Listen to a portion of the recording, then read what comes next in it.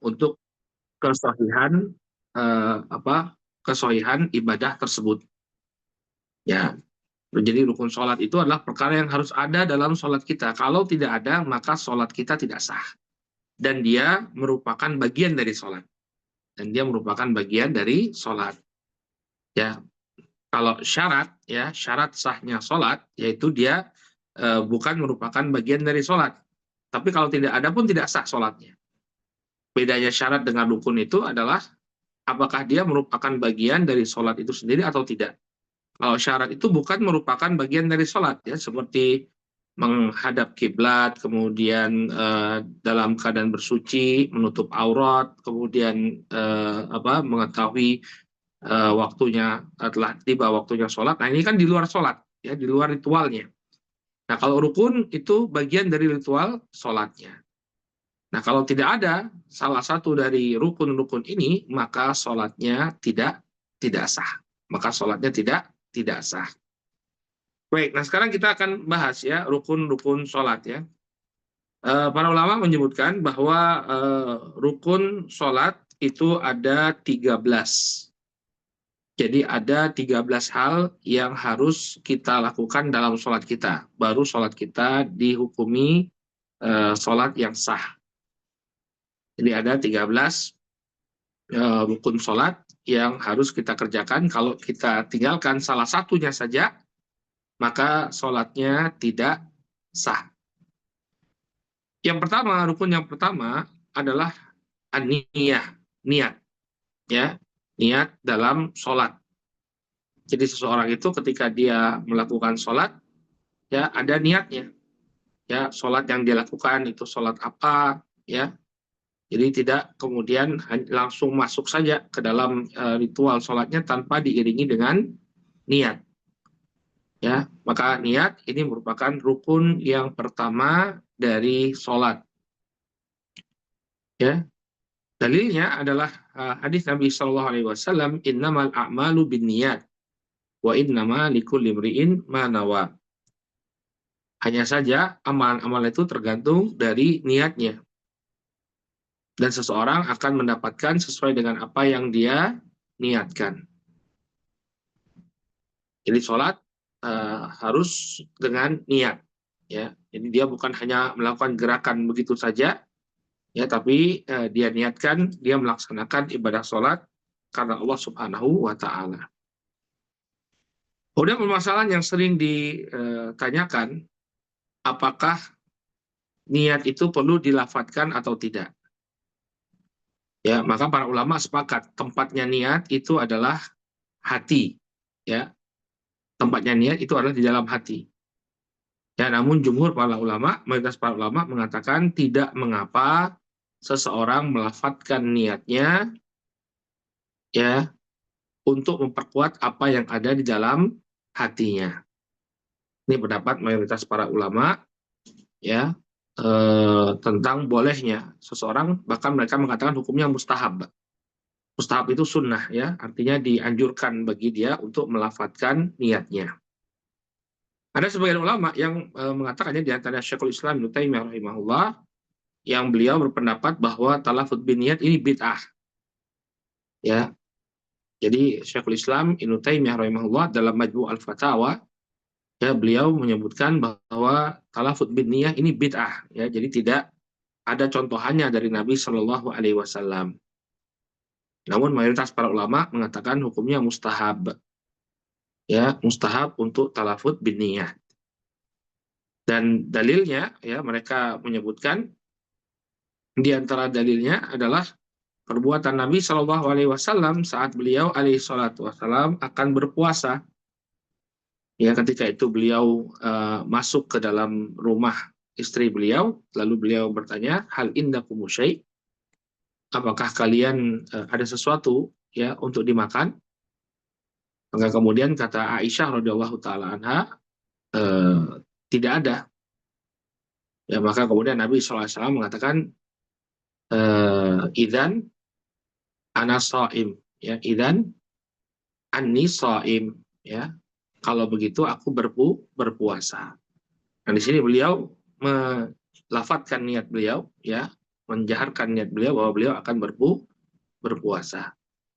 Al-muhim ini khilaf di kalangan para ulama ya tentang talafut bin niat. Namun kita sampaikan bahwa jumhur para ulama membolehkan bahkan mensunahkan seseorang melafadzkan niatnya untuk memperkuat apa yang ada di dalam hatinya. Nah kalau mungkin Bapak dan Ibu ya mendengar ya ada yang mengatakan itu bid'ah, itu pendapatnya Ibnu Taimiyah. Itu pendapat Ibnu Taimiyah karena beliau menurut beliau itu tidak dilakukan oleh Nabi. Nabi kan nggak pernah itu ya ketika sholat itu nawaitu ya atau usolli, ada nggak hadisnya? Kan nggak ada. Ya Nabi ketika sholat itu mengucapkan usolli. Ya namun para ulama beristidlal dengan hadis yang lain ya, dengan hadis ketika Nabi berpuasa. Demikian juga hadis ketika beliau umroh ya, ketika beliau umroh, sebelum beliau umroh beliau mengatakan apa kata beliau, labbaik Allah umratan, aku penuhi panggilanmu ya Allah untuk melakukan umroh. Nah ini diantara dalil-dalil para ulama yang menyebutkan bahwa disyariatkan untuk talafut bin niyat, tapi bukan wajib. Ketika seseorang sudah berniat dalam hatinya, maka yang demikian sudah mencukupi. Baik, ya. Dan ini rukun sholat yang pertama yaitu niat. Jadi monggo ya Bapak dan Ibu kalau misalnya ingin talafut bin niat, silakan itu pendapatnya jumhur para ulama. Tapi kalau ingin mencukupkan diri dengan niat yang ada dalam hati saja, ya yang demikian pun tidak mengapa karena para ulama sepakat ya bahwa niat itu tempatnya adalah di dalam hati. Kemudian yang kedua al-qiyam ya. Al-qiyamu ma'al qudrah. Ya, kalau dia mampu maka dia berdiri. Nah, ini untuk sholat yang wajib ya. Rukun sholat wajib itu harus berdiri. Ya, selama dia mampu. Jadi kalau dia mampu untuk berdiri tapi tidak berdiri ketika melakukan sholat wajib, maka sholatnya tidak sah. Nabi mengatakan, sholli qa'iman fa'ilam tastati' faqa'idan fa'ilam tastati' fa'ala jam. Karena Nabi Shallallahu Alaihi Wasallam dalam hadisnya Imran bin Husain radhiyallahu anhu, sholli qa'iman, ya sholatlah engkau dalam keadaan berdiri. Apabila engkau tidak mampu, maka hendaknya dia sholat dalam keadaan duduk. Kalau engkau tidak mampu, maka sholatlah dalam keadaan berbaring. Maka Nabi SAW memerintahkan sholli qa'iman, sholatlah kalian dalam keadaan berdiri. Ya, dan ini merupakan rukun ketika kita melaksanakan sholat wajib. Nah, berbeda dengan ketika sholat sunnah. Kalau sholat sunnah, ya kalau sholat sunnah, berdiri ini hukumnya sunnah. Ya. Jadi kita boleh sholat dalam keadaan duduk untuk sholat sunnah. Ya, dalilnya Nabi Shallallahu Alaihi Wasallam ya beliau sholat witir di atas kendaraan beliau dalam keadaan beliau duduk. Ini untuk sholat sunnah.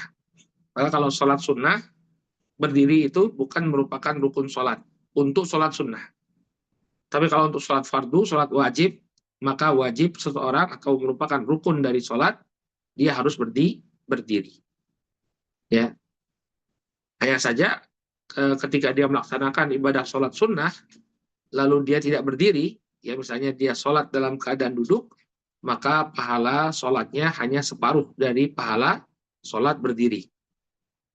Ini untuk sholat sunnah ya, tapi ingat sekali lagi kalau sholat wajib, maka wajib pula bagi dia untuk berdiri. Bahkan ini merupakan rukun sholat. Nggak sah sholatnya kalau orang itu mampu berdiri, tapi dia sholat wajib dalam keadaan duduk atau berbaring. Ya, karena Nabi memerintahkan, sholli qa'iman, sholatlah engkau dalam keadaan berdiri. Baik, ini rukun yang kedua, yaitu berdiri. Kemudian rukun yang ketiga, takbiratul ihram. Takbiratul ihram itu adalah takbir yang mengharamkan seseorang dari melakukan gerakan di luar sholat. Jadi setelah dia mengucapkan Allahu Akbar, nah itu nggak boleh lagi dia melakukan gerakan-gerakan di luar sholatnya. Nggak boleh lagi nonton HP, ya nggak boleh lagi baca buku, nggak boleh lagi makan, ya. Begitu dia sudah takbiratul ihram, fokus dia hanyalah melakukan sholat. Ya, Dan takbiratul ihram ini merupakan rukun. Jadi kalau orang itu tidak memulai sholatnya dengan takbiratul ihram, maka sholatnya batal atau sholatnya tidak sah. Karena dia merupakan rukun.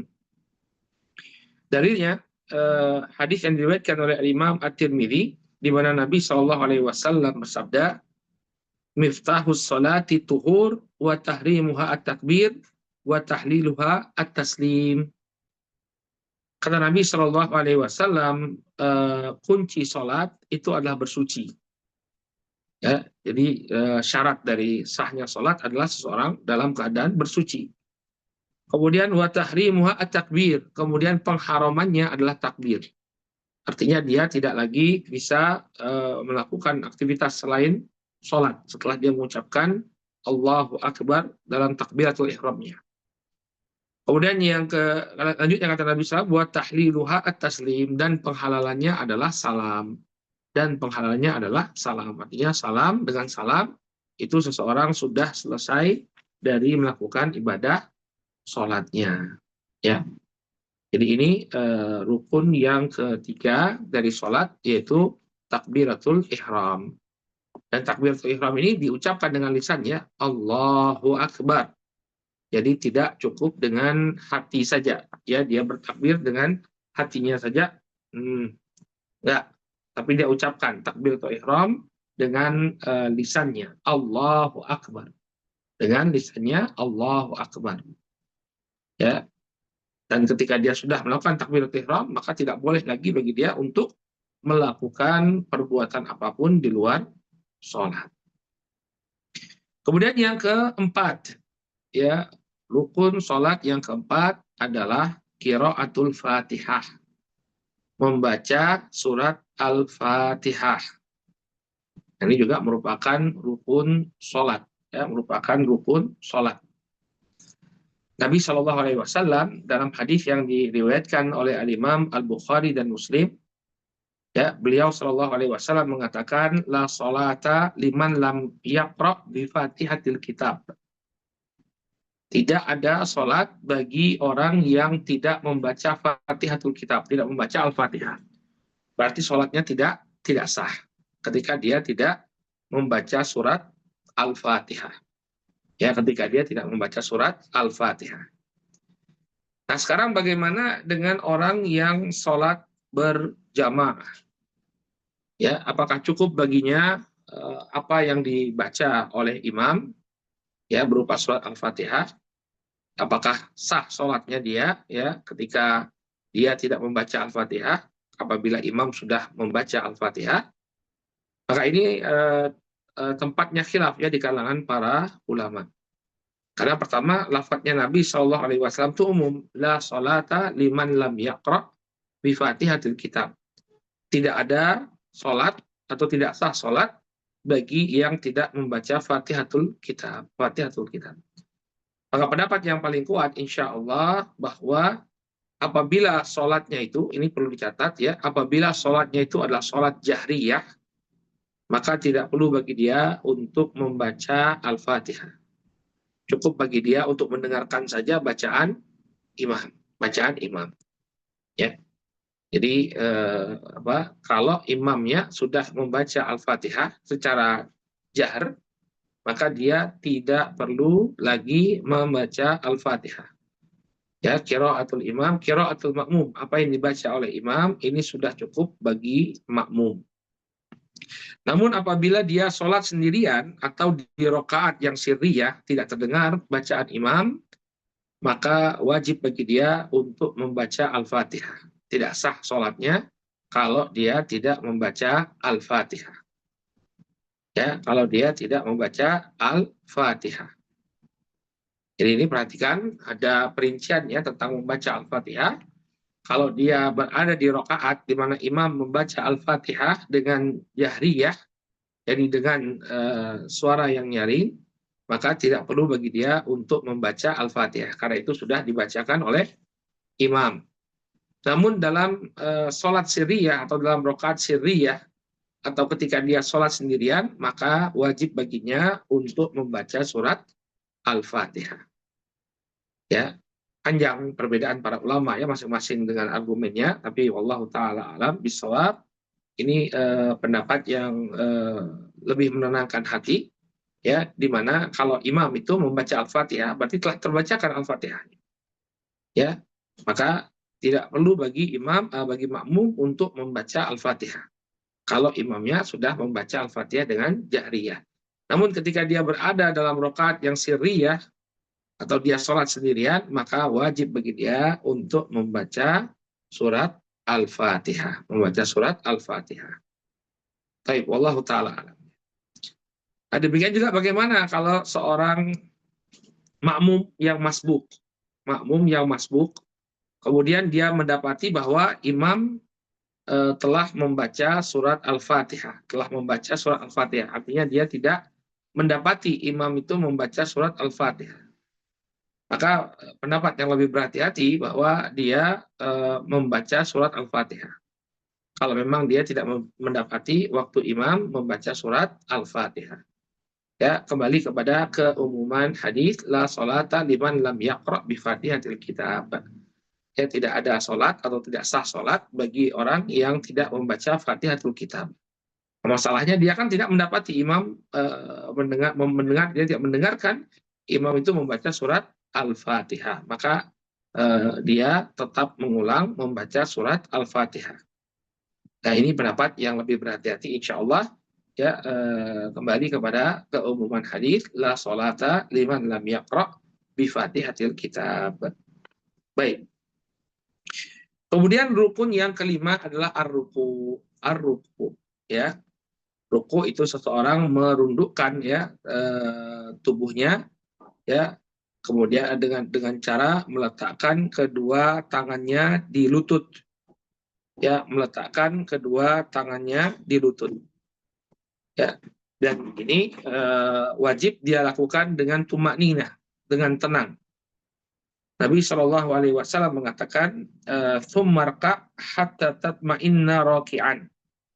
Ketika beliau mengajari orang yang keliru dalam sholatnya, Nabi Shallallahu Alaihi Wasallam mengatakan, kemudian hendaknya engkau ruku dan engkau tenang dalam rukukmu. Ya, engkau tenang dalam rukukmu. Nah, sekarang kadar tenang dalam ruku itu bagaimana? Ya, maksudnya tenang di sini ya dia tidak terburu-buru seperti begitu ya, ketika sholat langsung berdiri lagi ya, seperti itu tidak boleh. Dia harus menanti ada waktu ya dia dalam rukunya sebelum dia bangkit. Nah, durasinya berapa lama paling minimal ya, durasinya yang cukup bagi dia untuk mengucapkan subhanallah.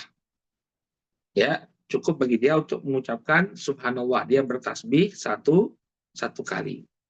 Nah, ini makna tumakninah. Ya, jadi dia mantap gitu mengembalikan atau meletakkan ruas tubuhnya pada tempatnya secara mapan, baru kemudian dia bangkit. Ya, dan waktu minimalnya itu adalah satu kali mengucapkan subhanallah. Ya, satu kali mengucapkan subhanallah. Ya, jadi hendaknya dia tidak terburu-buru ya, seperti sebagian saudara-saudara kita yang kita lihat saat mereka melaksanakan sholat tarawih ya, mereka melaksanakan sholat tarawih dengan begitu cepat. Ya, maka kalau kita lihat sholatnya itu ya tidak sah. Kenapa? Karena rukunya tidak tumakninah. Rukunya tidak tumakninah. Ini yang disebut oleh Nabi SAW sebagai pencuri sholat. Ya, kata Nabi SAW, aswa'un nas ya sariqatal ladzi yusriku min sholatihi. Seburuk-buruk manusia adalah orang yang mencuri dalam sholatnya. Ya, kemudian Nabi Shallallahu Alaihi Wasallam ditanya, ya Rasulullah, kaifa yasriku min sholatihi? Bagaimana orang itu mencuri sholatnya? Qala la yutimmu ruku'aha wala sujudaha. Dia tidak menyempurnakan ruku dan sujudnya. Jadi dia buru-buru. Maka ini tidak sah sholatnya. Ya, karena ruku itu harus dilakukan secara tumakninah. Ya, paling tidak tubuhnya berhenti dalam satu momen yang cukup untuk mengucapkan subhanallah. Ya, cukup untuk mengucapkan subhanallah. Baik. Jadi ruku bukan sembarang ruku ya, tapi dia ruku dengan tumakninah. Kemudian rukun yang ke-6, al-i'tidal ba'dar ruku. yaitu berdiri i'tidal ya setelah ruku. Jadi dia berdiri kembali. Setelah dia ruku, dia bangkit kembali dari rukunya, berdiri secara sempurna. Ya, dalilnya adalah hadisnya Aisyah radhiyallahu taala anha ketika beliau mensifati tata cara sholatnya Nabi Shallallahu Alaihi Wasallam. Ya, Aisyah mengatakan fakana idza rafa'a ra'sahu minar ruku lam yasjud hatta yastawi qa'iman. Kata Aisyah radhiyallahu taala, Nabi Shallallahu alaihi wasallam itu ketika beliau mengangkat kepalanya dari ruku, maka beliau tidaklah bersujud sampai tubuhnya lurus berdiri. Nah, ini menunjukkan beliau sholat dengan i'tidal. Jadi tidak langsung sujud, tapi berdiri kembali bangkit dari rukunya dengan meluruskan badan beliau, Ya, jadi seseorang hendaknya setelah dia ruku, dia i'tidal, berdiri i'tidal. Nah, permasalahan yang sering ditanyakan juga oleh sebagian orang ya, posisi tangan kita itu seperti apa saat kita i'tidal? Ya, sebagian kawan-kawan yang berangkat umroh kok lihat orang-orang di Saudi itu banyak yang meletakkan kembali tangannya di dada ya atau di perut, sama seperti ketika dia kondisi dia sebelum ruku. Nah, kalau kita kan kita irsal ya, kita lepaskan begitu ya, tidak kita letakkan di dada. Maka ini masalah khilafiyah juga. Masalah khilafiyah juga di tengah-tengah para ulama kita ya. Karena dalam hadis itu disebutkan bahwa Nabi Shallallahu alaihi wasallam kembali ke posisi awalnya ya, ke posisi semula. Nah, sekarang posisi semula di sini ada khilaf di kalangan para ulama, apakah yang dimaksud dengan posisi semula itu adalah posisi sebelum beliau sholat atau sebelum beliau ruku. Itu dia ranah khilafnya. Apakah yang dimaksud dengan kembali ke posisi semula itu ketika dia sebelum dia ruku atau sebelum dia sholat? Makanya yang menafsirkan bahwa kembali ke posisi semula di sini adalah kembali kepada posisi sebelum dia ruku, ya maka posisi tangannya kembali lagi ditaruh di perutnya atau di dadanya, di bawah dadanya. Tapi yang mengatakan bahwa kembali ke posisi semula, ini posisi semula sebelum sholat, maka dia lepaskan, ya tidak dia genggamkan di bawah dada atau di perutnya. Baik ya, jadi ini perbedaan atau khilaf di kalangan para ulama ya. Kalau kita lihat di Saudi yang bermadzhab Hambali, mereka mengembalikan tangannya ke bawah dadanya. Ya, tapi kalau kita dalam mazhab Syafi'i ya itu diirsal, artinya dilepaskan. Ya, saya lebih memilih pendapat Allah taala alam ya, meletakkan di samping kanan dan kiri badan. Jadi tidak dikembalikan ke dada seperti dalam mazhab Hambali.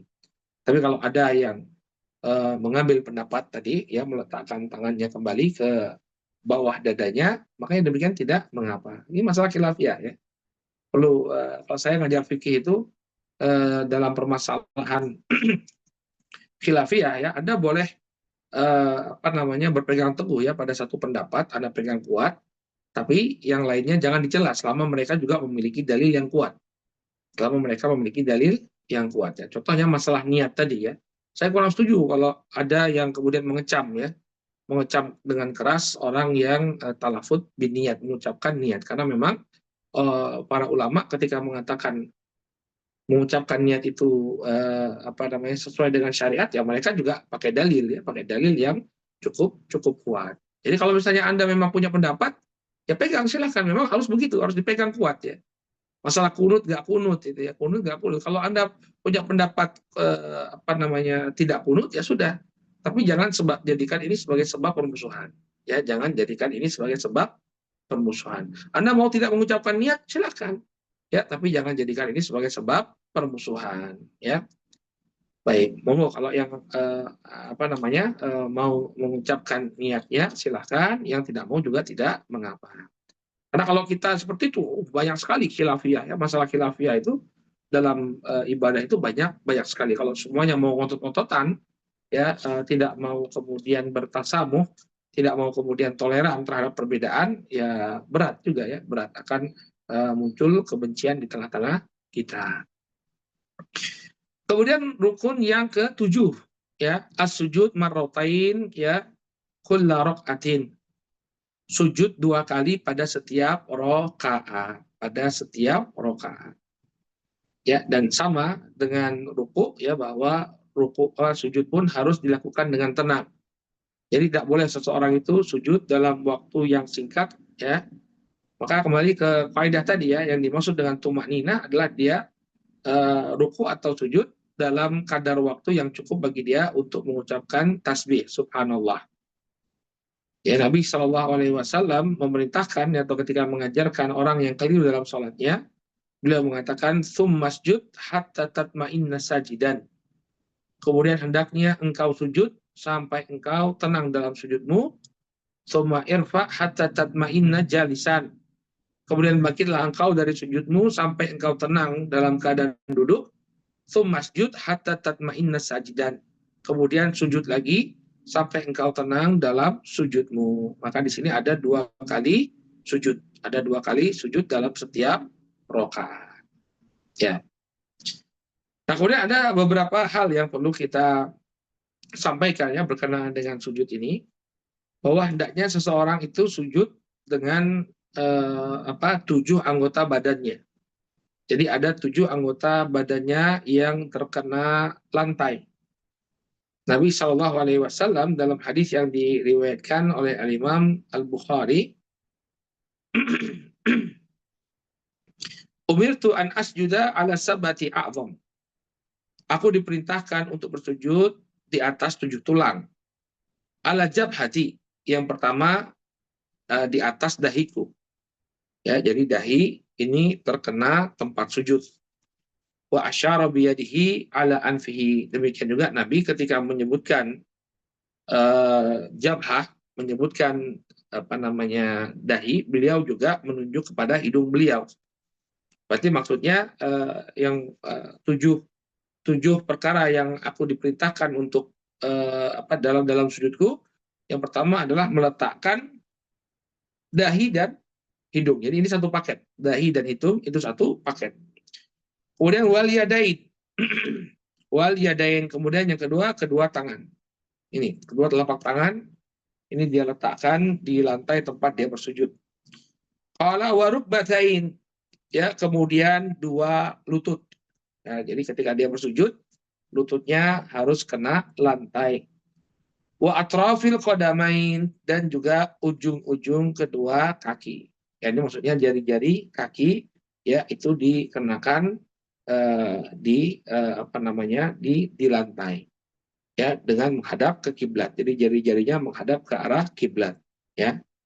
Nah, inilah 7 bagian yang harus diperhatikan ketika kita sujud. Yang harus kena lantai adalah dahi dan juga hidung, ini satu kesatuan. Kemudian kedua tangan, kemudian kedua lutut, dan jari jemari kaki. Kemudian barakallahu fikum, ya, hendaknya dia mengangkat kedua lengannya. Jadi tidak dihimpitkan seperti ini. Dia angkat tangannya. Ya, Nabi Shallallahu Alaihi Wasallam mengatakan, ya, dalam hadisnya Al-Bara bin Azib radhiyallahu taala anhu, wa idza sajadta fadok kafaika warfa mirfaqaik. Apabila engkau sujud, maka letakkanlah kedua telapak tanganmu, lalu angkatlah lenganmu. Angkatlah lenganmu. Nah, kemudian para ulama berbeda pendapat tentang sholatnya para wanita. Apakah sholatnya para wanita juga seperti itu? Dia harus angkat tangannya. Ya, maka sebagian para ulama berlandaskan hadis yang lain, ya, mereka mengatakan bahwa untuk para wanita, ya, maka dia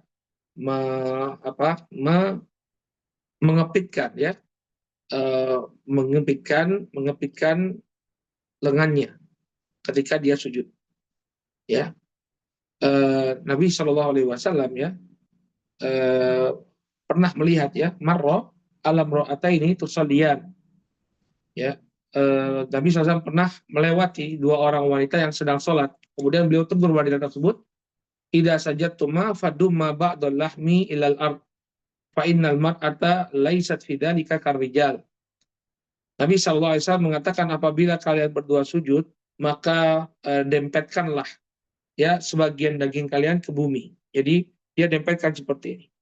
Berbeda dengan laki-laki yang dibuka, ya. Jadi perempuan didempetkan, ya. Dia merapatkan apa namanya lengannya ke sisi bagian tubuhnya. Fa'inal mar'ata laisat fi dzalika karrijal. Maka perempuan dalam hal ini tidaklah sama dengan kaum laki-laki.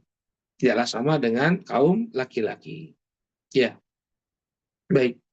Jadi ini rukun yang keberapa? Ya, rukun yang ketujuh, ya, yaitu sujud, ya, sujud dua kali dalam setiap rokaat. Kemudian yang kedelapan di rukun sholat yang kedelapan adalah al-julus baina sajdatain. Al-julus baina sajdatain, duduk di antara dua sujud. Duduk di antara dua sujud. Ya, jadi setelah dia ruku, setelah dia sujud, dia bangkit, lalu kemudian dia duduk. Nah, perlu kita sampaikan ya, adapun bacaan-bacaan ketika ruku, ketika sujud, ya, ketika duduk di antara dua sujud, ini bukan rukun ya. Artinya, Bapak dan Ibu kalau tidak membaca dikir-dikir tersebut, sholatnya tetap sah. Ruku doang, nggak baca subhana rabbiyal azim wa bihamdi, ya, itu sudah sah sujud apa rukunya. Ya, sudah sah rukunya. Ketika dia sujud, nggak membaca subhana rabbiyal a'la wa bihamdi, itu sudah sah sujudnya. Karena yang merupakan rukun itu adalah gerakannya saja, ruku dan sujudnya saja.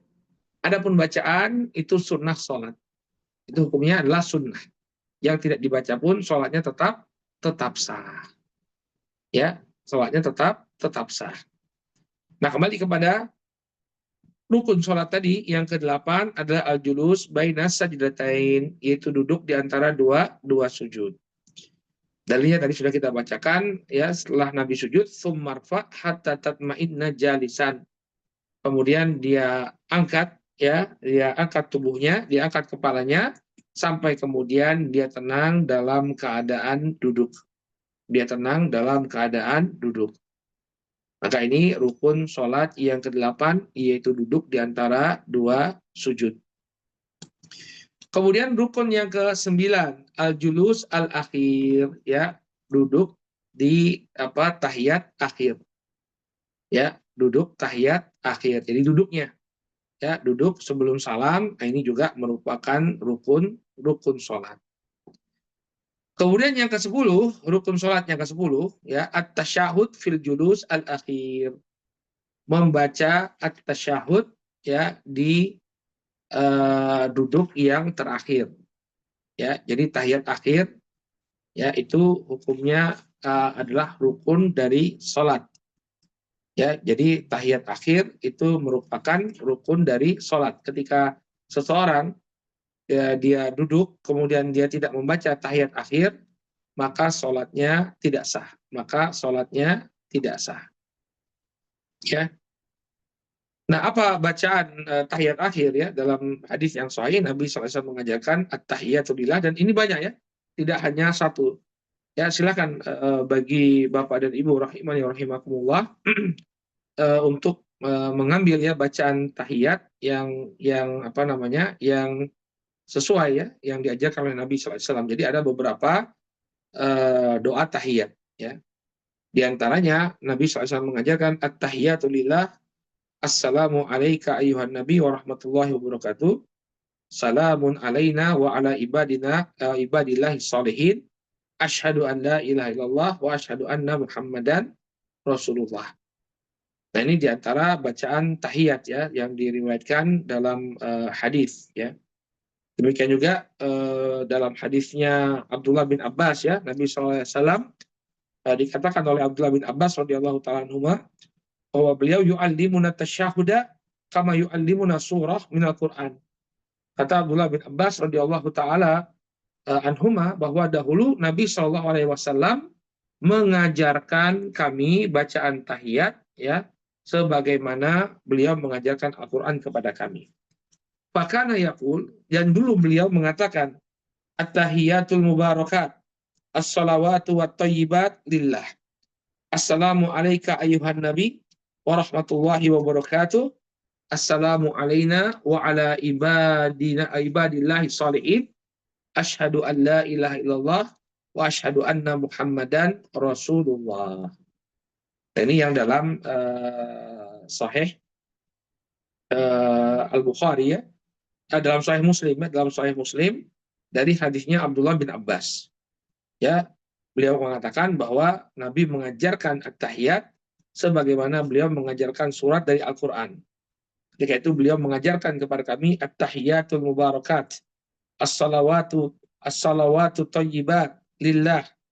Assalamu alayka ayyuhan nabi wa rahmatullahi wa barakatuh. Assalamu alayna wa ala ibadillahi salihin.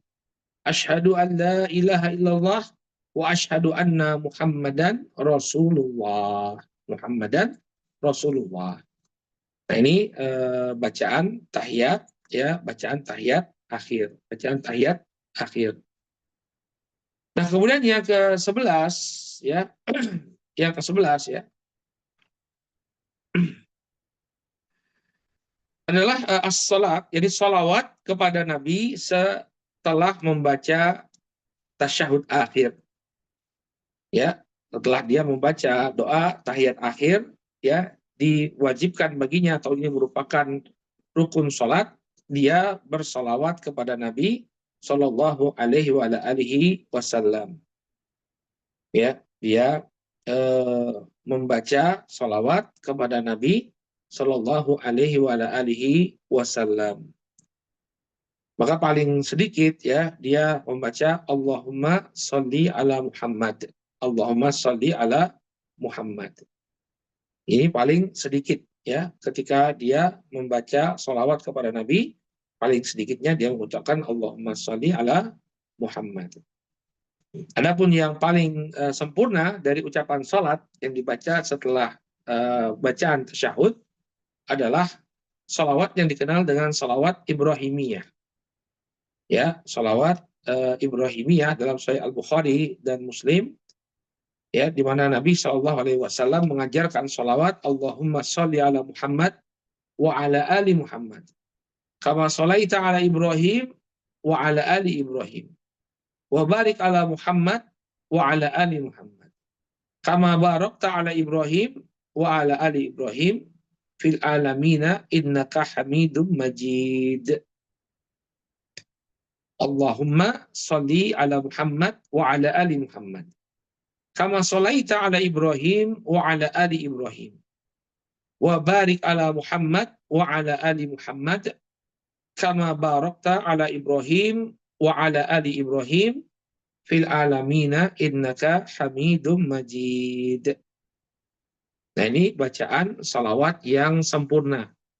Apabila seseorang ingin mendapatkan pahala lebih ya, maka dia membaca salawat secara sempurna. Namun saat dia membaca salawat dengan salawat yang paling ringkas, Allahumma sholli ala Muhammad, maka yang demikian sudah sah salatnya. Baik. Kemudian yang ke-12. Ya, ini rukun salat yang ke-12 adalah at-taslimah al-ula. Dia mengucapkan salam yang pertama. Jadi salam itu yang rukun adalah yang pertama. Adapun yang kedua itu sunnah. Yang rukun itu hanyalah yang pertama. Artinya gini, kalau Bapak dan Ibu salam, ya, ketika selesai sholat cuma mengucapkan Assalamualaikum warahmatullah, itu sudah sah sholatnya. Ya, sudah sah sholatnya. Karena yang merupakan rukun hanya salam yang pertama. Ya, karena Nabi SAW itu dalam hadis sebelumnya kita katakan ya bahwa miftahus shalah ya at-tahur tahrimuha at-takbir wa tahliluha at-taslim. Tahliluha at-taslim. Kata Nabi SAW kunci dari sholat itu adalah bersuci, kemudian pengharamannya adalah dengan takbir, takbiratul ihram, kemudian tahliluha at-taslim, kemudian penghalalannya artinya sholat itu sudah dianggap selesai, dan seseorang boleh mengerjakan aktivitas yang lain adalah at-taslim, pengucapan salam. Nah, di sini Nabi tidak mengucapkan at-tasliman, ya, dua pengucapan salam, tidak, tapi satu. Maka ketika seseorang dia salam, mengucapkan assalamualaikum, yang demikian sudah sah sholatnya. Hanya saja yang dibaca oleh Nabi Shallallahu Alaihi Wasallam, yang ditunjukkan oleh beliau Shallallahu Alaihi Wasallam, beliau mengucapkan salam dua kali ya Pak Ujum ya. Jadi walaupun satu kali saja itu sah, tapi yang dilakukan oleh Nabi Shallallahu Alaihi Wasallam ya, beliau mengucapkan salam itu dua kali. Ya, sebagaimana hadis riwayat Muslim dari Sa'ad bin Abi Waqqas radhiyallahu taala anhu, beliau mengatakan kuntu ara Rasulullah sallallahu alaihi wasallam yusallimu an yaminihi wa an yasarihi hatta ara bayada khaddihi. Kata Sa'ad bin Abi Waqqas radhiyallahu taala anhu, dahulu aku pernah melihat Rasulullah sallallahu alaihi wasallam beliau memberikan salam ke kanan beliau dan ke kiri beliau. Berarti kan dua kali ucapan salamnya. Beliau mengucapkan salam ke kanan beliau dan ke kiri beliau. Hatta ara bayadha khaddihi. Sampai ketika itu aku bisa melihat putihnya pipi beliau, putihnya pipi beliau. Ya. Nah, jadi ketika memberikan salam itu disunahkan bagi kita untuk menoleh secara sempurna. Assalamualaikum warahmatullahi. Ya, assalamualaikum warahmatullahi. Nah, kenapa kita melakukannya seperti itu? Karena saat itu mengatakan bahwa dia bisa melihat putihnya pipi Nabi Shallallahu Alaihi Wasallam. Kalau beliau cuma melihat ke bawah begini ya, melihat sebagian orang, assalamualaikum, assalamualaikum warahmatullah. Ya putihnya pipinya tidak akan kelihatan. Tapi kalau dia melihat dengan sempurna ke arah kanan, ya, kemudian ke arah kiri, maka pipinya akan kelihatan secara sempurna. Ya. Kemudian dia mengucapkan assalamualaikum warahmatullah, assalamualaikum warahmatullah, ya.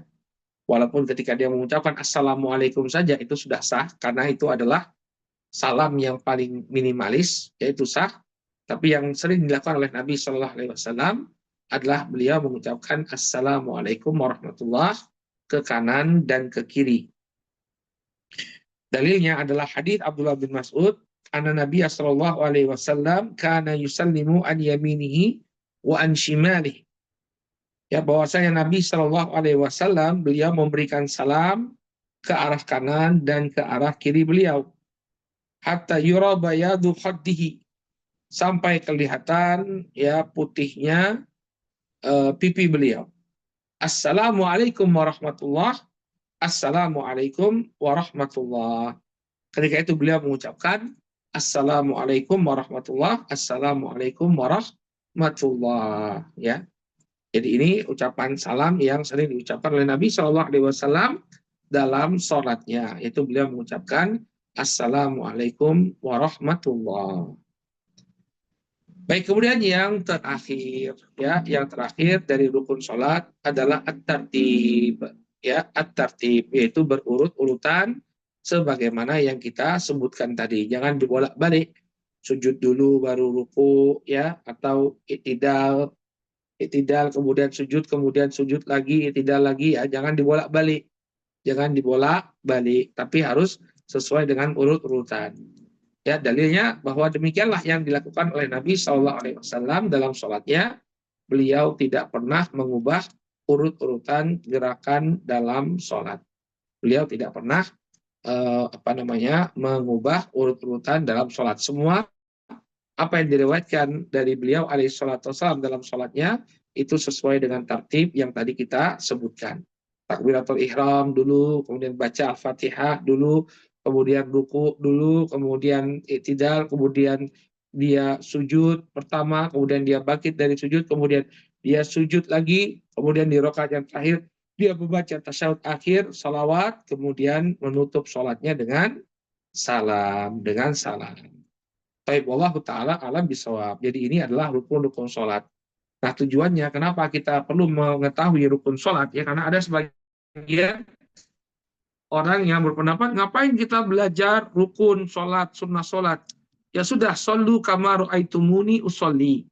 ya sudah kita sholat saja sebagaimana sholatnya Nabi Shallallahu Alaihi Wasallam.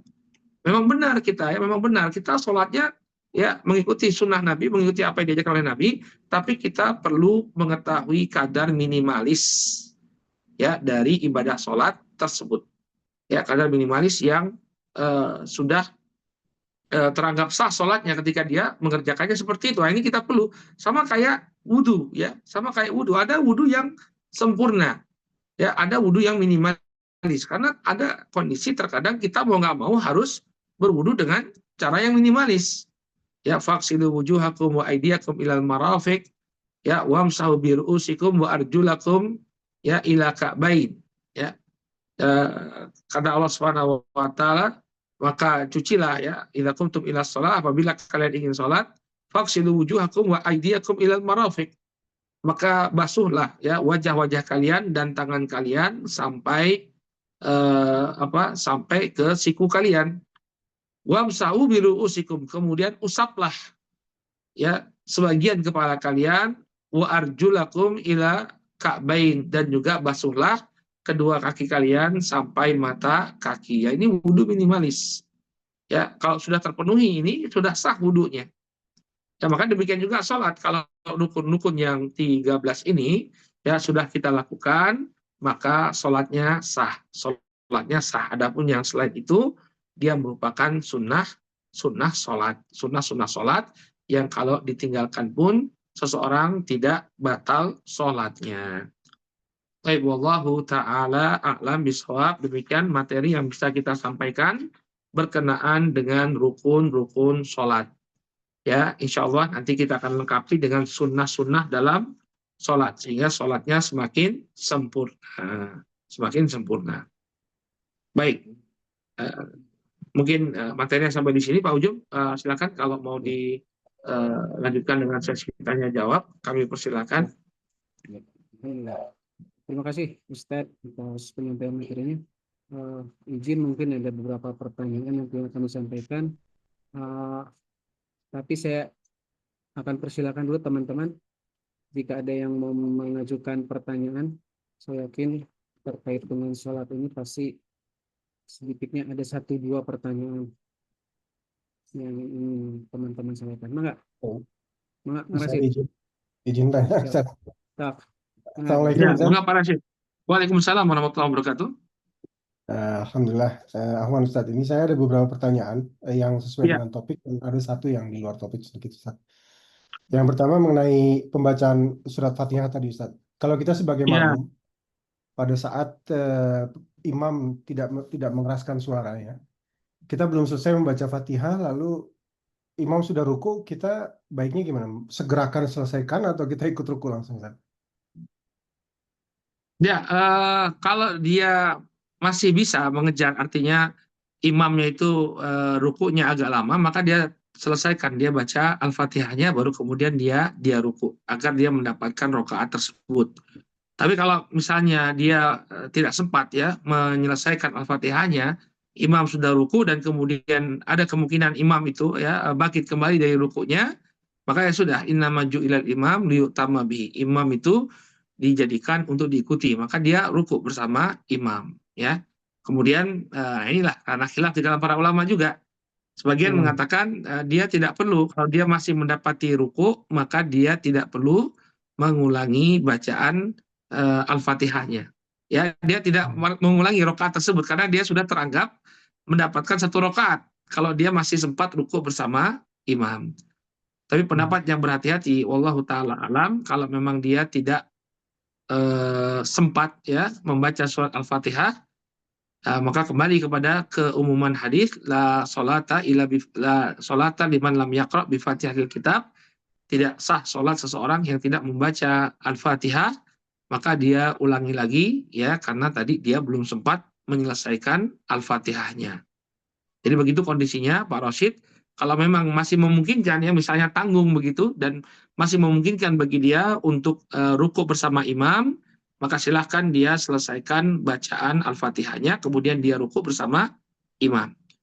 Nah, tapi kalau misalnya imam sudah selesai dari rukunya, ya maka hendaknya dia selesai atau tidak selesai bacaan Al-Fatihahnya, hendaknya dia dia segera ruku. Wallahu taala alam. Jelas Pak Rosid? Jelas, satu Oh, iya. satu tambahan. Kalau misalnya Iya. dia merasa belum selesai nih, Al-Fatihahnya tidak mencukupi waktunya ya. Lalu dia mengikuti ruku, selesai. Untuk mengcover atau menutupi itu nanti di akhir selesai sholat, dia sujud sahwi sendiri atau Nambah karena dia belum sah tambah rakaat? rakaatnya, karena dia belum membaca Al-Fatihah. Ya. Oke. Kecuali Siap. kalau imamnya sholat jahriyah ya. Kalau rakaatnya misalnya sholat subuh ya. Sholat subuh kan imam itu membaca Al-Fatihah kan dengan suara yang jahar ya. Iya. Maka kalau dia tidak membaca Al-Fatihah pun tidak memudaratkan dia. Boleh ya, dia tidak usah mengulangi karena imamnya sudah membaca Al-Fatihah dengan apa? Dengan jahriyah. Oke. Ya. Siap. Artinya syarat membaca Al-Fatihah itu sudah terpenuhi. Sudah terpenuhi di mana imam membaca surat Al-Fatihah dengan jahriyah. Sehingga kalaupun dia tidak membaca surat Al-Fatihah, misalnya dia masbuk dalam sholat subuh, itu tidak mengapa. Karena jelas imamnya dalam surat Al-Fatihah kan membaca Al-Fatihahnya dengan jahriyah ya. Qiraatul imam, qiraatul makmum. Jadi qiraahnya imam ya secara jahriyah itu sudah dianggap mencukupi bagi makmumnya. Tapi kalau misalnya sholat duhur atau sholat asar yang sifatnya sirriyah, maka kalau dia tidak sempat membaca Al-Fatihah ya setelah imam salam dia menambah rakaat yang dia tadi tidak sempat untuk membaca Al-Fatihah. Ya kalau misalnya dia tertinggal 1 rakaat ya sudah dia tambah 1 rakaat. Kalau dia tertinggal 2 rakaat maka dia tambah 2 rakaat. Wallahu taala alam. Siap. Berikutnya mengenai i'tidal. Saya syaratkan ya ada khilaf ya. Sebagian para ulama tuh mengatakan ruku itu udah selesai ya, cukup ya. Cuma kembali kepada dalil umum bahwa la sholata liman lam yaqra bi Fatihatil Kitab. Ya tidak ada salat bagi yang tidak membaca Al-Fatihah. Ya jadi dia ulangi lagi salatnya tadi, rakaatnya tadi dia tambah karena dia belum sempat membaca surat Al-Fatihah. Wallahu a'lam. Ya, Ustaz. Ya. Berikutnya Ustaz, ini mengenai i'tidal nih Ustaz, sunah membaca kita sebagai makmum nih Ustaz. Kan setelah imam sami Allahu liman hamidah biasanya makmum membaca Rabbana walakal hamd. Setelah itu apakah ada bacaan lain atau itu sudah cukup Ustaz? Dari dalam sebagai riwayat ada ya. Jadi hamdan katsiran thayyiban mubarakan fi. Jadi banyak riwayat tentang bacaan ketika i'tidal itu Pak Rosid.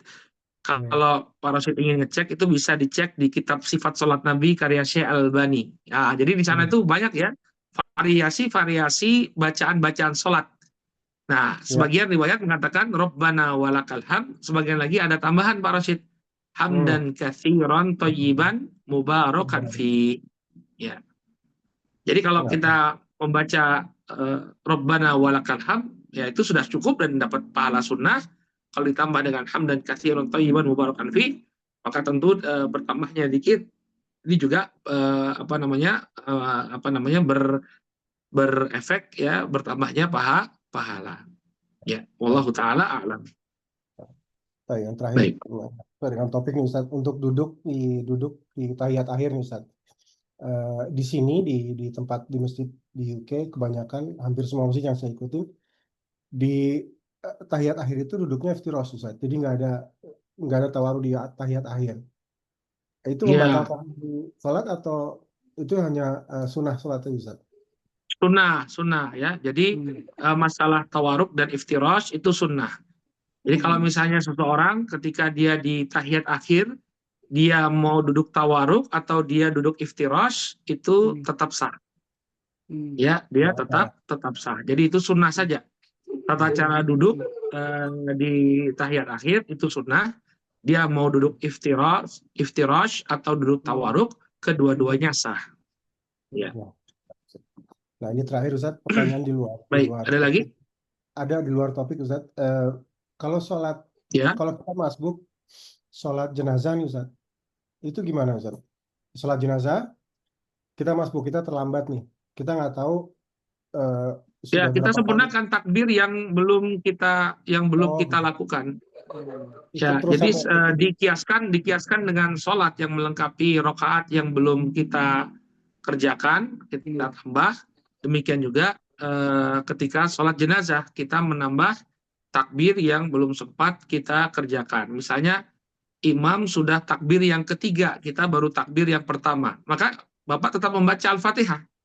Hmm. Kemudian ketika imam takbir yang keempat, ya, berarti kita takbir yang kedua.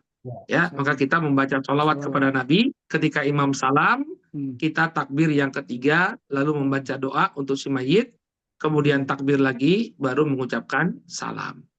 Ya, jadi kita melanjutkan takbirnya, ya, karena hanya mendapatkan sebagian takbir. Ya, wallahu taala alam. Ya, jadi sama dikiaskan dengan sholat, ya, dikiaskan dengan sholat. Kalau sholat itu menambah rokaat, ya, atau menyempurnakan rokaat. Kalau sholat jenazah menyempurnakan takbir. Ya.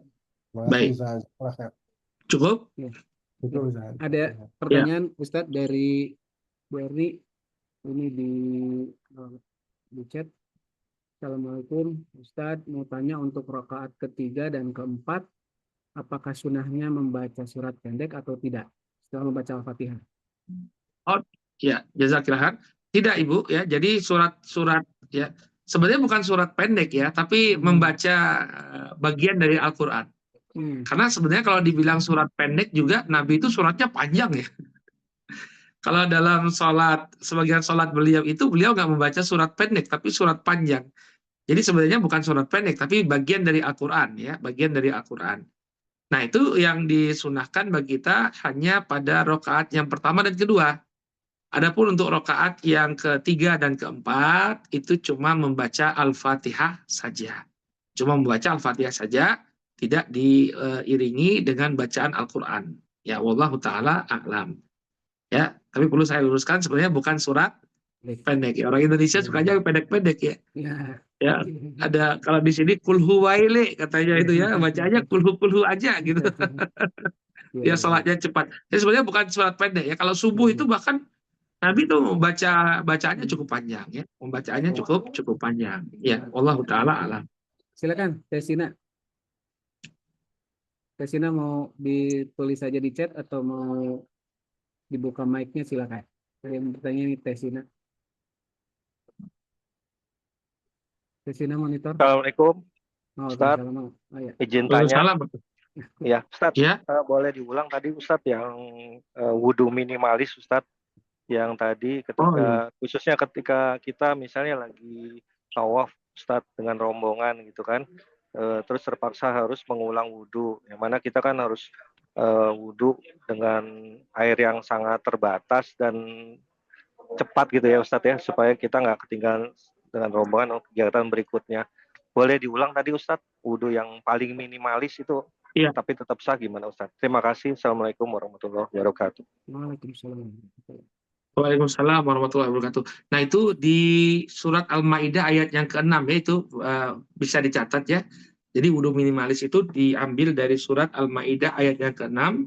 Ya ayyuhalladzina amanu idza qumtum ila shalah faghsilu wujuhakum wa aydiyakum ilal marafiq wamsahu bi ru'usikum wa arjulakum ilal ka'bain. Kata Allah Subhanahu wa taala, kalau kalian akan melaksanakan sholat, faghsilu wujuhakum, maka basuhlah wajah kalian. Jadi Bapak bisa membasuh wajah satu kali saja, Pak. Cepat, ya. Dan itu harus air mengenang, ya, bukan pakai semprotan itu enggak, ya. Tapi airnya itu perlu mengenang di tangan kita, itu namanya membasuh. Ya, jadi pembasuh wajah. Kemudian ambil air lagi, ya. Kemudian basuhlah kedua tangan sampai siku. Sampai siku kanan, siku kiri, ya. Kemudian setelah itu usaplah sebagian kepala diusap, ya, bagian dahiyanya itu sudah cukup. Kemudian baru basuhlah kedua kaki sampai ke mata kaki kanan dan kiri. Nah, kalau itu sudah, langsung kita kembali menyusul rombongan untuk tawaf. Nah, itu dia wudhu minimalis yang sudah sah, ya. Jadi sebenarnya ada 6 ya rukun wudhu yang minimalis itu. Yang pertama niat wudhu, kemudian yang kedua adalah mengusap wajah 1 kali, kemudian membasuh wajah 1 kali, kemudian yang kedua membasuh kedua tangan sampai ke siku 1 kali, kemudian mengusap sebagian kepala 1 kali, kemudian membasuh kedua kaki sampai mata kaki 1 kali. Kemudian yang keenam itu semua dilakukan dengan berurut-urutan. Selesai. Ya, selesai dari wudhu kita. Jelas insya Allah Pak? Ya, dan ini bisa kita lakukan juga kalau dalam pesawat, gitu ya. Jadi kalau dalam pesawat, saya berpendapat nggak boleh tayamum ya kalau kita di pesawat, karena tidak ada debu ya dalam tayamum di pesawat itu nggak ada debu ya. Maka kita masih bisa berwudu dan ada air di toilet dan kita tidak membutuhkan banyak air. Satu gelas yang diberikan oleh pramugari itu, gelas kita minum itu sudah cukup untuk berwudu. Itu sudah cukup untuk berwudu. Nabi SAW berwudu dengan 1 mud. 1 mud itu 1 cakupan tangan seperti ini. Baik, wallahu taala. Ada lagi yang ingin tanyakan? Silakan. Ustadz izin menanyakan Ustadz. Tadi salah satu rukun itu kan qiyam ya Ustadz ya. Artinya berdiri khususnya untuk sholat wajib gitu. Berarti kalau di kendaraan itu gimana Ustadz? Berarti tidak boleh? Nah, itu dia. Nah, kalau di dalam kendaraan ini kasusnya khusus, Pak. Kasusnya khusus. Ya, kalau dalam mazhab Syafi'i, pendapat yang muktamad dalam mazhab Syafi'i bahwa dia sholat di atas kendaraannya dalam keadaan duduk itu untuk menjaga kehormatan waktu sholat. Nah, itu dalam mazhab Syafi'i. Dihormati waktu sholat. Tapi nanti begitu dia sudah mendapatkan tempat dan waktu untuk melaksanakan sholat tadi secara sempurna, dia ulangi lagi. Nah, itu dalam mazhab Syafi'i. Ya, jadi misalnya ini ya, kita naik pesawat dari Jeddah menuju Jakarta. Dan kita akan menghabiskan waktu sholat zuhur dan asar di pesawat misalnya. Ya, kita baru tiba di Jakarta itu di waktu maghrib, sehingga akan kehilangan bagi kita 2 sholat. Maka dalam mazhab Syafi'i ya sudah, Anda sholat di atas pesawat dalam keadaan duduk, yaitu semampunya. Ya, kalau di Saudi Airlines sebagian pesawatnya ada musolanya, itu boleh kita sholat ya. Tapi kalau misalnya tidak mau kita sholat dalam keadaan duduk, ya sudah sholat dalam keadaan duduk. Ya, karena kita safar maka di jamak dan di qashar, silakan. Tapi begitu nanti sampai di bandara Jakarta itu di qadha. Jadi sholat yang kita tinggalkan tadi di qadha karena kita tidak bisa melaksanakannya dalam keadaan berdiri, maka kita qadha dengan keadaan berdiri walaupun sudah keluar dari waktunya. Nah, ini dalam mazhab Syafi'iyah. Adapun pendapat para ulama ya, diantaranya fatwa Lajnah Daimah yang kita pernah baca, maka mereka mengatakan tidak perlu lagi mengulang. Kalau memang kondisi kita ya sebelum berakhirnya waktu tadi kita tidak mendapatkan posisi untuk berdiri, untuk sholat berdiri, maka silahkan kita mengerjakan sholat dalam keadaan duduk dan tidak perlu untuk mengulang. Dalil mereka adalah fattaqullaha mastata'tum. Bertakwalah kalian semampu kalian. Nah, sekarang sudah masuk waktu sholat, kita memang nggak bisa berdiri, maka bagaimana? Ya sudah, sholat dalam keadaan duduk. Sama seperti orang sakit. Ya, orang sakit dia tidak mampu untuk berdiri. Maka kalau dia sholat dalam keadaan duduk, sah nggak sholatnya? Sah. Maka sama dengan kondisi orang yang ada di atas pesawat. Ya, dia tidak bisa sholat dalam keadaan berdiri, maka hendaknya dia sholat dalam keadaan duduk semampu dia, dan itu sudah sah sholatnya. Tanpa harus dibayar, tanpa harus diqadha. Ya, begitu Mas, begitu Pak Ujub. Ya. Jelas Pak Ujub, insya Allah? Ya. Alhamdulillah, terima kasih Ustaz. Pak Ujub pilih pendapat yang mana? Yang Syafi'i apa yang Lajnah Daimah? Saya sebetulnya yang kedua kayaknya ya, yang lebih enak ya. Yang kedua, Ustaz. Maksudnya lebih praktikal ya. Iya, maksudnya selama ini yang dilakukan ada walaupun saya tidak tahu dalilnya apa, tapi saya mengikuti yang kedua gitu Ustaz tadi. Jadi Ya semampunya gitu ya. iya yang semampunya itu Ustaz gitu. Iya. Ya. Nggak Kang apa-apa Rashid. ya. Insya Allah Ya. ya, pendapatnya kuat Iya. juga. Ya silakan Amin, amin. Pak Rashid. Kang Rashid betul gitu.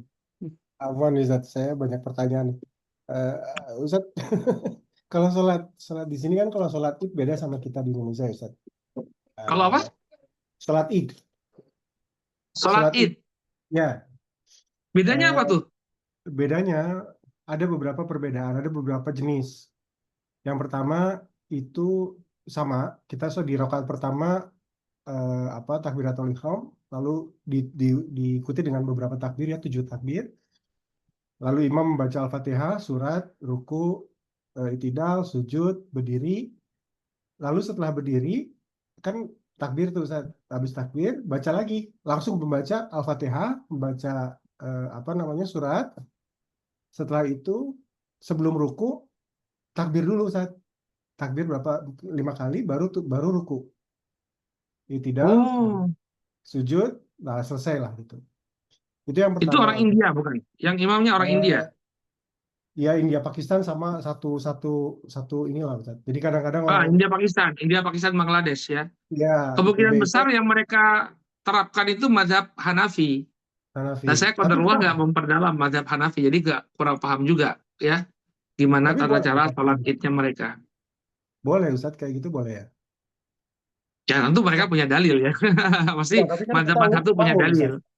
Kita kan Hah? makmum. Kita Iya, makmum kita ikuti imam. Makmum ikuti ikuti imam. Jadi ya sudah ikuti apa yang dilakukan oleh imam. Dan saya yakin juga kalau mereka setelah Al-Fatihah aminnya nggak dijahar, betul nggak Pak Rashid? Iya. Aminnya nggak dia, Jadi betul. Pak Rashid kalau amin sendiri itu nanti yang lain diam itu. Iya, jadi Mereka. saya amin tapi cuman nggak terlalu keras Ustaz. Jadi cuman Oh iya. sebelah saya dengar. Saya dulu di beberapa- Bandara Jeddah itu pernah bermakmum kepada orang India, semuanya orang India. Saya saja yang orang Indonesia, begitu dia waladhdallin, saya bilang amin, cuma saya sendiri yang di Kencang sendiri. Ya, itu Ustaz. sepertinya macam Hanafi, Pak Rashid ya. Iya. Oh, Jadi gitu. kalau Jadi, orang India, kemudian yang ada tantannya ya, kayak Kazakhstan, Uzbekistan, kemudian juga orang-orang Turki, itu mayoritasnya mazhabnya Hambali. Mohon maaf, Hanafi, ya. Hanafi, Cina, ya, China, kemudian India, Pakistan, Bangladesh, yang ada tantannya Pakistan, Afghanistan, kemudian Turki, ya, itu mereka mazhabnya Hanafi. Jadi kalau pengen tahu fikihnya mereka, ya kita buka fikih Hanafi ya. Kalau dari Afrika Utara, seperti Tunisia, Libya, Aljazair, Mauritania, itu mayoritasnya Maliki. Ya, kadang kalau sholat mereka tidak bersedekap. Ya, Nah, kalau dalam mazhab, ya, dan mereka itu membolehkan tayamum, walaupun ada air. Nah, jadi kalau ada halangan aja ya, seperti di masjid-masjid di Tunisia, itu di depan dekat di saf pertama itu ada batu-batu ya, jangan salah paham ya.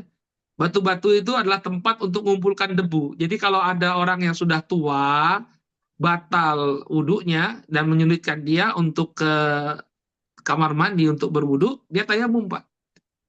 Nah, itu mazhab Maliki. Nah, kalau Nusantara ini mayoritasnya Syafi'i ya, demikian juga Afrika kayak Somalia, itu negara-negara Afrika, Mesir, itu kebanyakan Syafi'i. Kalau Hambali mayoritasnya ada di kerajaan Saudi Arabia. Saudi Arabia itu Hambali. Ya. Saya juga ada teman saya dari Maliki, dia dari Tunisia.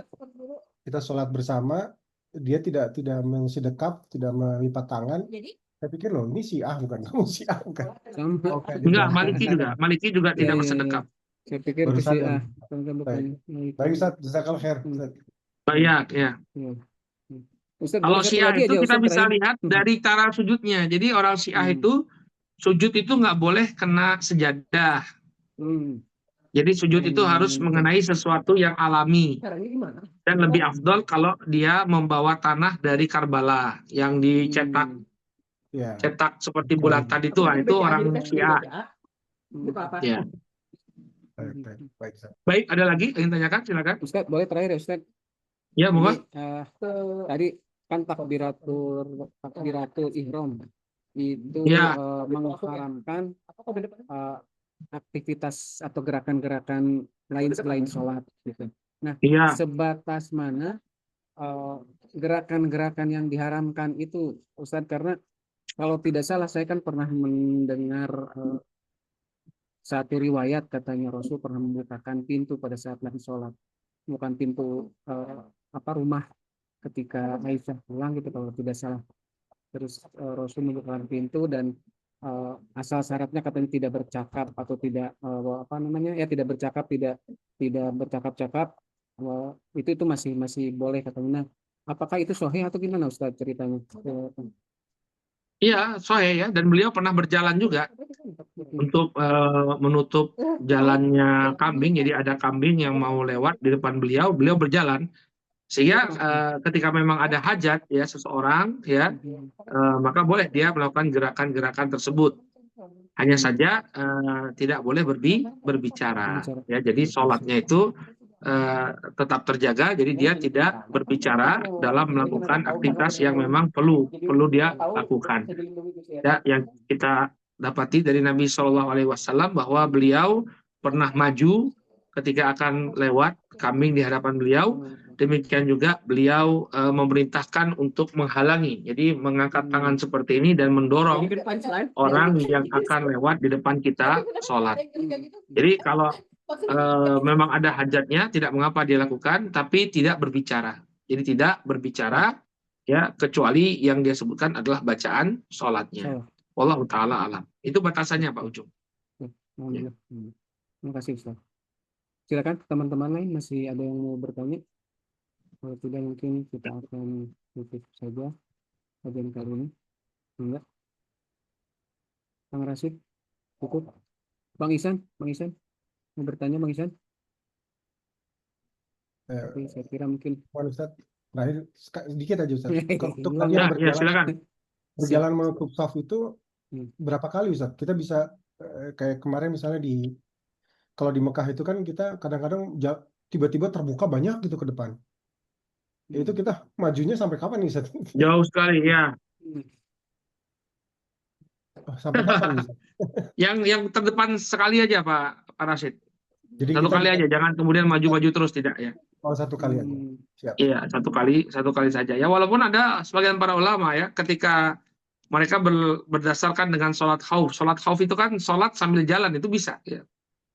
Dalam sholat khauf tapi artinya ketika dalam medan pertempuran. Tapi wallahu a'lam ya, kalau dalam madhab Syafi'i mereka agak ketat ini ya. Mereka mengatakan 3 langkah saja. Lebih daripada itu sudah batal sholatnya. Oke. Ya, jadi 3 langkah saja. Kalau sudah lebih daripada itu ya maka batal sholatnya. Atau ibarat yang lebih pasnya itu 3 gerakan ya, 3 gerakan ya berkesinambungan, maka itu sudah membatalkan sholat. Lebih dari 3 gerakan yang berkesinambungan itu sudah membatalkan sholat. Jadi kalau misalnya dia melangkah tuh 2, 3 udah selesai. Kalau dia langkah lagi yang keempat, nah itu sudah batal sholatnya. Wallahu ta'ala a'lam. Ya, cukup mungkin. Ya, terima kasih Ustaz. Subhanakallahumma wa bihamdika asyhadu an la ilaha illa anta astaghfiruka wa atubu ilaik. Alhamdulillahirabbil alamin. Syukran jazakallahu khair Ustaz atas waktu dan kajian yang telah disampaikan. Untuk teman-teman yang ingin menyimak kembali kajian kali ini dan kajian-kajian sebelumnya, silakan kunjungi channel YouTube Remako Istiqomah. Mohon maaf jika ada kekurangan dan kesalahan. Barakallahu fikum wa billahi taufiq wal hidayah. Wassalamualaikum warahmatullahi wabarakatuh. Mohon semuanya teman-teman Ustaz. Ya. Terima kasih Ustaz. Waalaikumsalam warahmatullahi wabarakatuh. Ya, nuhun ya, Dayana. Assalamualaikum. Sami-sami nuhun. Waalaikumsalam. Di foto tidak merekod.